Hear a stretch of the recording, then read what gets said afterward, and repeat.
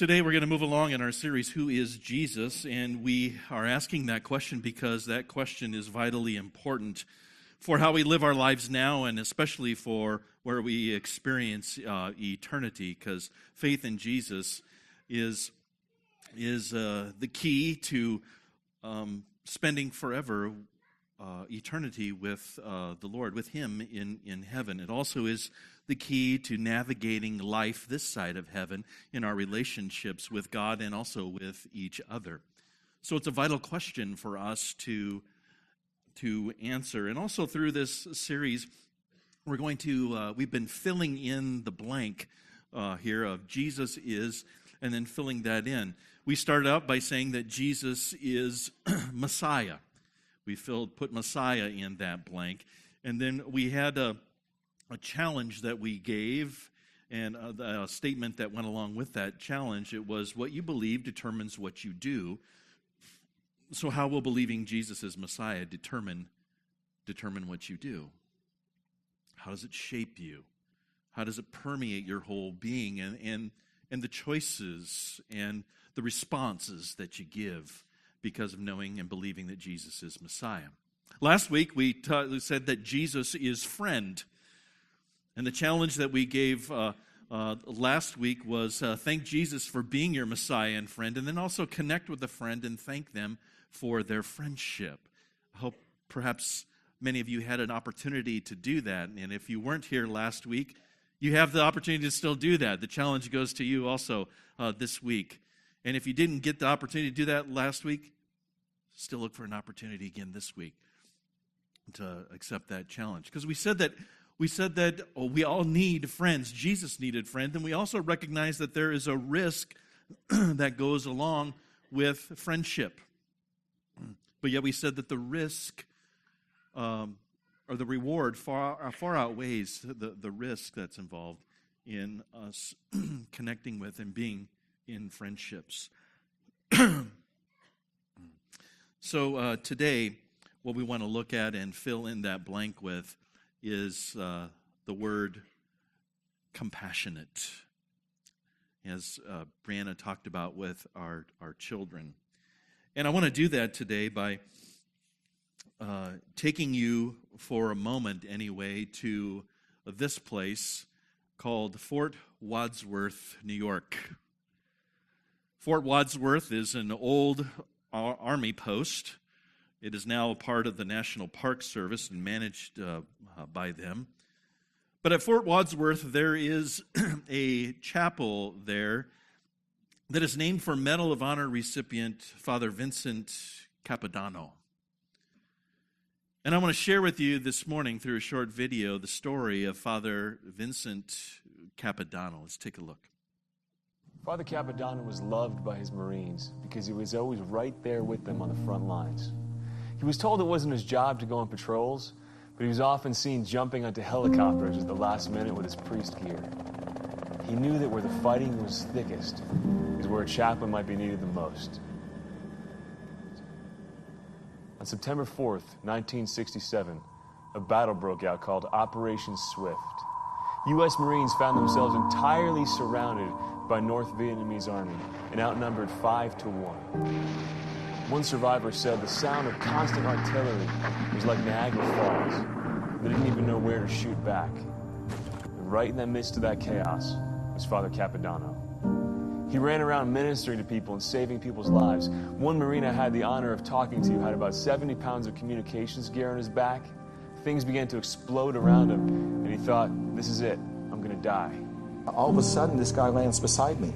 I didn't know who he was. And when we both looked up, he grabs me by the pack. As I mentioned in this article I wrote, the hands of God reaching down to lift me up. I don't know if we had to hit the deck 1 or 2 more times, but he literally threw me into this bomb crate. And I land in there, and I thought he was going to come in with me. And he didn't. And we just made eye contact. There was no verbal message. We couldn't communicate. It was so loud, so much noise going on. And we just looked at each other, and he gave me a look like, don't worry, it's going to be okay. Just moments after he left me, there was some gas dropped. And At one point or another, he had given his gas mask maybe to another Marine. I'm not sure about that, but at the time he didn't have one. So I offered him mine. And he said, no, you need it more than I do. And so at that moment, he just was gone from my view. Another Marine was hit with shrapnel, bleeding on the ground, terrified. When Father Capodanno got up to him, a bubble of peace descended on him. It was completely quiet. All he heard was his voice. God is with us all this day. Someone will be here soon to help you. Father Capodanno was always able to see the crisis of the moment from an eternal perspective. He was able to communicate a very honest sense of perspective and confidence that no matter what happened, you were going to be all right.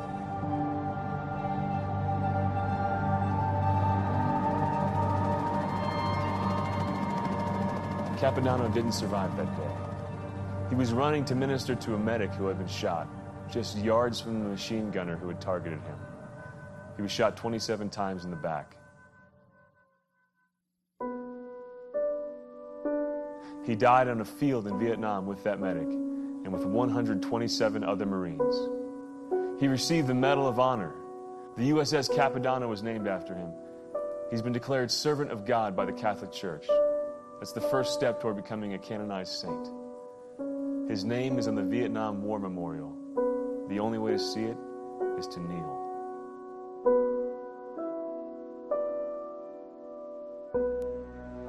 The way he died, that's how we're supposed to live, for others. We have enough famous people. We have enough people showing the world how to perfect the art of making your life all about you. We don't need more of that. We desperately need the next Father Capodanno.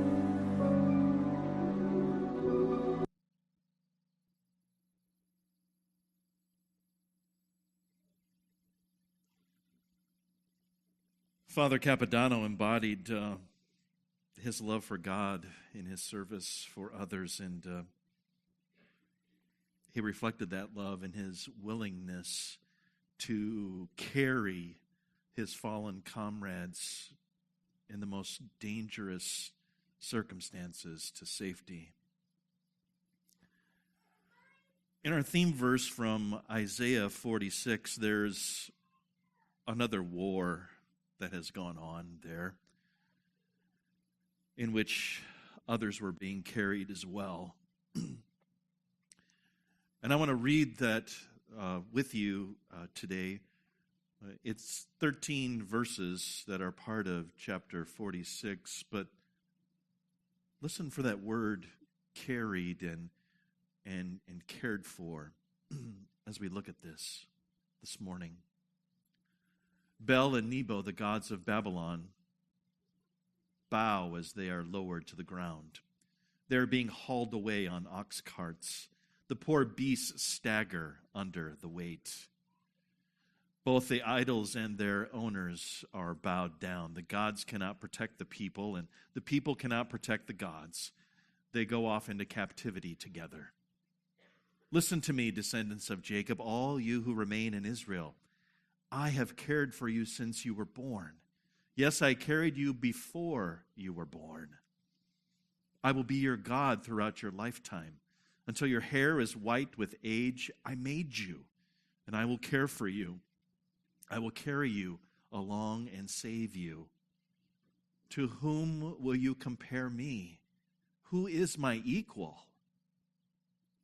Some people pour out their silver and gold and hire a craftsman to make a god from it. Then they bow down and worship it. They carry it around on their shoulders, and when they set it down, it stays there. It can't even move. And when someone prays to it, there is no answer. It can't rescue anyone from trouble. Don't forget this. Keep it in mind. Remember this, you guilty ones. Remember the things I have done in the past, for I alone am God. I am God, and there is none like me. Only I can tell you the future before it happens. Everything I plan will come to pass, for I do whatever I wish. I will call a swift bird of prey from the east, a leader from a distant land to come and do my bidding. I have said what I would do, and I will do it. Listen to me, you stubborn people who are so far from doing right. For I am ready to set things right, not in the distant future, but right now. I am ready to save Jerusalem and show my glory to Israel.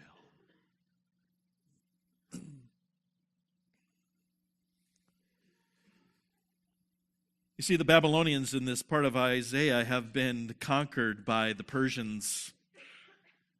And Israel was being held in captivity by the Babylonians, so they are being carried off with the Babylonians to Persia as well, along with the Babylonian gods whom a lot of Israel has bowed down to and engaged in worship of. It mentions Bel and Nebo. Bel is also known as Marduk. It's a Babylonian high god. And Nebo is the god of learning and writing. They're being carried off by beasts of burden, it says. Everything is being carried away. And Isaiah makes the point that these gods can't carry anyone, they can't answer anyone, they can't do anything about it. And he reminds them that God is the one that carries them. He is the one true God. There is no one like him. It's he who carries us. And reminds them that those idols are nothing. They're man-made. Haven't created anything. And yet, while we may think, I don't know, at least sometimes I do, when I hear about worship of idols, I think, I live in 21st century America. I don't bow down to any image of stone or any image of gold. I don't worship any idols. And yet, if I'm honest with myself and you're honest with yourself, there are idols that we bow down to and worship. You know what they are. The almighty dollar, right? Any of our other possessions, cars, homes, even perhaps people. Professional athletes are right up there today.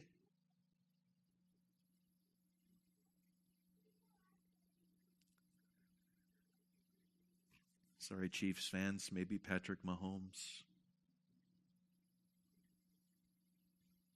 Yeah. And we forget that God is the one who is in charge. God is the one who calls us to find our security, identity, and meaning in Him. And in our attempt to be in control, we even think that we can control all of life.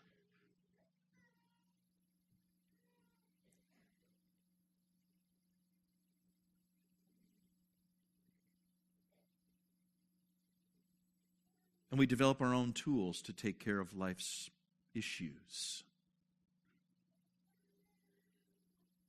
And on this National Sanctity of Human Life Sunday, we talk about those things like abortion, physician-assisted suicide, euthanasia, ways in which we, in our lust for control of all of life, come up with our own solutions that have nothing to do with God and His Word.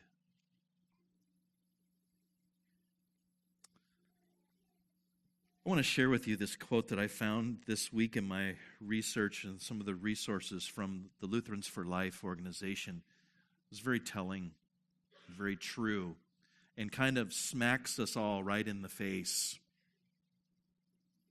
with who we are as sinful human people.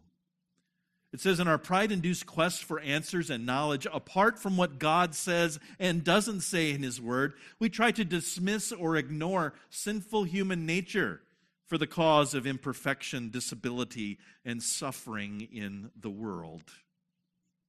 Instead, we doubt God's perfect will, wisdom, love, and power, and conveniently blame Him for what we perceive as mistakes or lack of caring. You see, when we come to the end of our rope and realize that we don't have as much control as we think we would, when suffering gets too much for us, when mistakes are made and we come at that end of the rope, then it can't be our problem. It can't be our fault. It can't be because we are sinful. It must be God who is the one to blame. If God loved me so much, then why is this happening, right?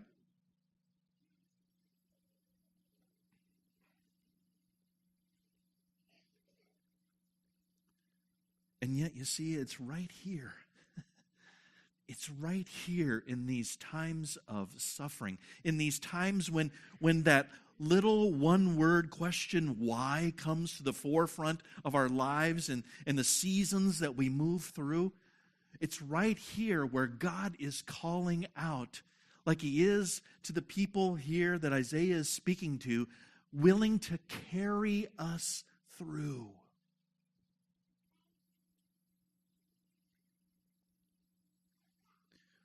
Willing to remind us of His wonderful deeds of the past.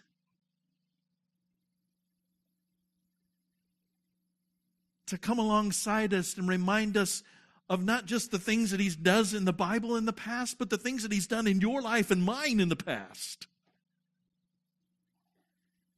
To remind us that He is with us always. And He compassionately carries us through as we bear our burdens through life.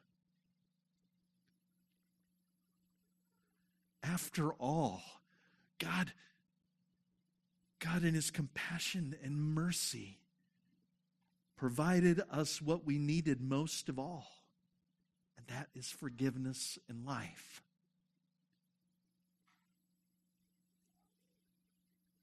If you have your Bible with you or you have it on your phone, I would recommend to you and suggest to highlight or write down these two verses that I'm going to share with you, because they're important for us and are helpful to us, instructive to us when we go through those seasons of life where we find ourselves suffering or not knowing where to turn or can't make sense of it all.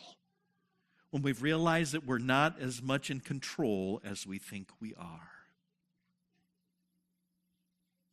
Romans 5:8. But God demonstrates His own love for us in this, that while we were still sinners, Christ died for us. While we were steeped in our own sin, God sends Jesus. He doesn't wait for us to get things together, to clean ourselves up, to take control of the situation. No, He carries us and provides Jesus for our forgiveness and life.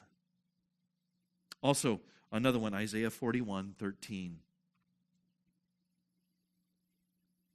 I go to this all the time. For I am the Lord your God, who takes hold of your right hand and says to you, do not fear, I will help you. I will help you.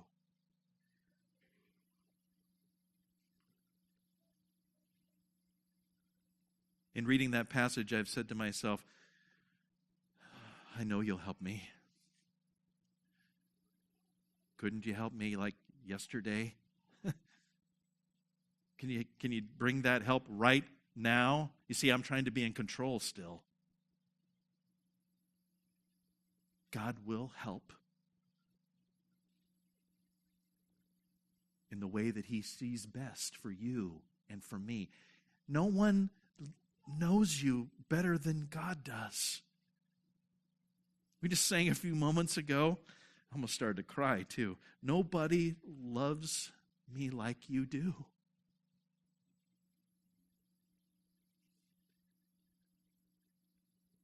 God provides forgiveness and life forever. And a life that can be lived now in relationship with him and others. A life that is embodied by this compassionate care and love that God calls us to demonstrate and live out in our relationships.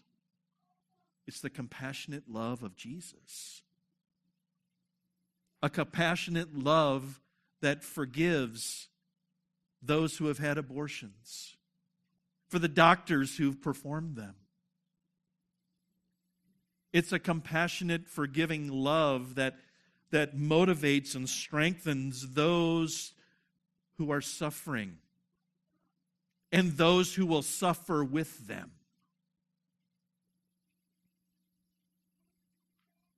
You see, what you and I struggle with is that we don't want to see anyone suffer.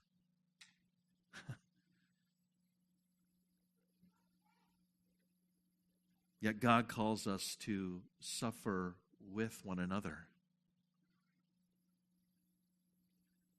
I don't have it in my outline. Did I include an image of an elderly gentleman in there? Yeah, darn. I'm going to go a little bit off script here. I'm blessed, as I told you before. I have a grandmother and a grandfather that are still living.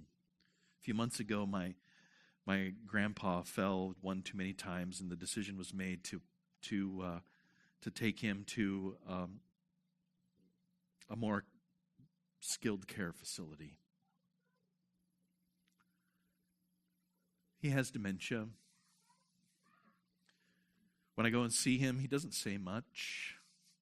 He can have a conversation, but he doesn't say a whole lot, and he'll probably forget what we talked about by the time I leave. There's another gentleman that I know there who was a part of the congregation that I served when I served in Fremont, Nebraska, that he has the end stages of Parkinson's and Alzheimer's, and he sits there and just stares blankly ahead.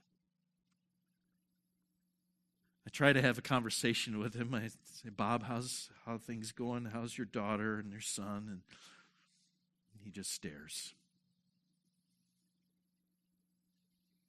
You know, and our first reaction is, oh, that's terrible.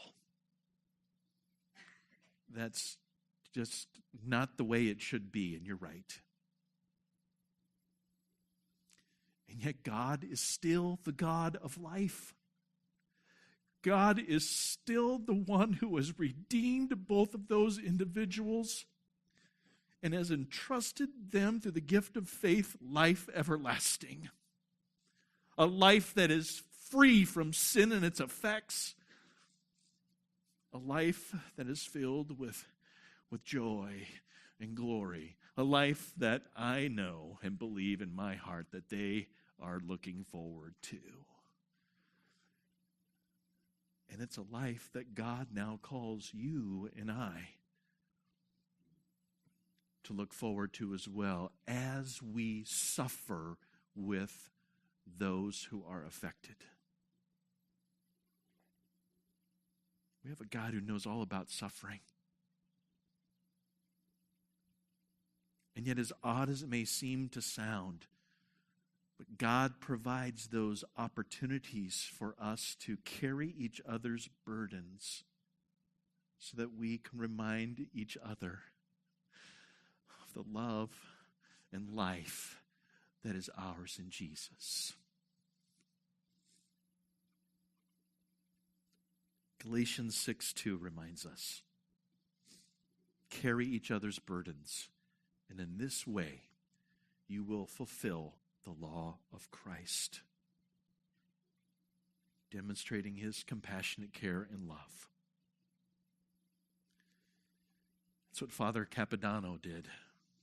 Let's show you him one more time.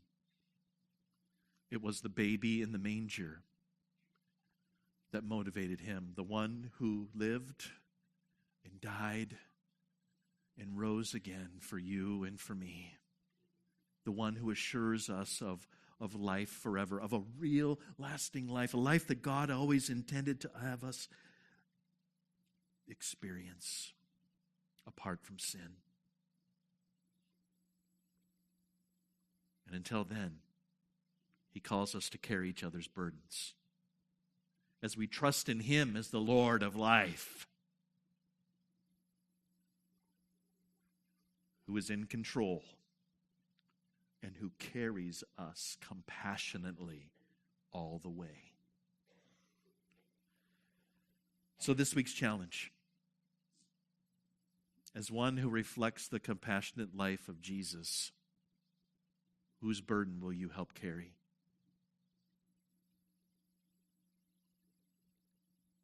As one who reflects the compassionate life of Jesus, whose burden will you help carry? Or maybe you'll allow someone to help you carry yours. As the body of Christ comes together in those suffering seasons.